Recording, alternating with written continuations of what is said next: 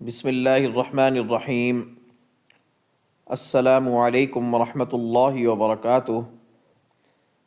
Dear viewers, جیسا کہ آپ جانتے ہیں کہ 15 شعبان کی رات جسے شب بارات کہا جاتا ہے، اس حوالے سے ہمارے معاشرے میں جو افراط و تفریط پائی جاتی ہے کہ ایک طرف اس کی فضیلت کا سرے سے ہی انکار کر دیا جاتا ہے، اور دوسری طرف ایسے اعمال اور مشکل عبادات اور وظائف شیئر کیے جاتے ہیں کہ جو لوگوں کے لیے ایک نہایت مشکل امر بن جاتا ہے۔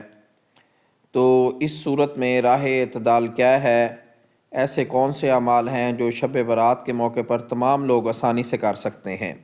آئیے آج کی اس ویڈیو میں ملاحظہ فرمائیں کہ سب سے پہلے کرنے والا جو کام ہے وہ یہ ہے کہ عشاء اور فجر کی نماز باجماعت اپنے وقت پہ ادا کریں، جیسا کہ احادیث مبارکہ کی روشنی میں بتایا گیا ہے کہ ہر رات جب بھی کوئی مومن عشاء کی نماز باجماعت ادا کرتا ہے اور اس کے بعد کوئی لہو و لعب کے کام میں نہیں پڑتا اور پھر فجر کی نماز باجماعت ادا کرتا ہے، تو اللہ پاک اسے ساری رات کی عبادت کا ثواب اس کی نامہ اعمال میں لکھا جاتا ہے۔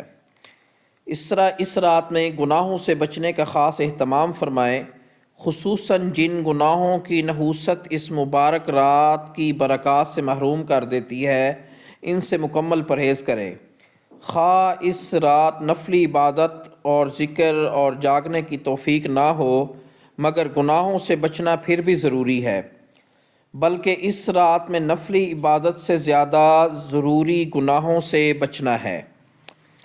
اس رات میں توبہ اور استغفار کا اہتمام کریں اور شب برات کے نام پر ہونے والی بدعات اور منکرات سے سختی کے ساتھ پرہیز فرمائیں۔ اپنے لیے اور سب مسلمانوں کے لیے صحت اور عافیت، رحمت، مقاصد حسنہ، اور اپنے لیے اور مرحومین کے لیے بخشش اور مغفرت کی دعا کریں۔ جتنا سہولت اور آسانی سے ممکن ہو، خواہ تھوڑی ہی دیر کیوں نہ ہو، نوافل ذکر اور تلاوت وغیرہ کریں۔ منکرات سے بچتے ہوئے کوئی مرد، عورتوں کو تو ویسے قبرستان میں جانے کی اجازت نہیں ہے، تو کوئی مرد قبرستان جانا چاہے تو اس کی اجازت ہے۔ ہو سکے تو شعبان کی 15 تاریخ کو نفلی روزہ رکھیں۔ یہ بات بہت اہم ہے، نوٹ کرنے والی بات یہ ہے کہ یہ کام عوام کی آسانی کے لیے بتائے گئے ہیں، بذات خود یہ تمام کام اور ان کی ترتیب شب برات کا لازمی اور ضروری حصہ نہیں ہے۔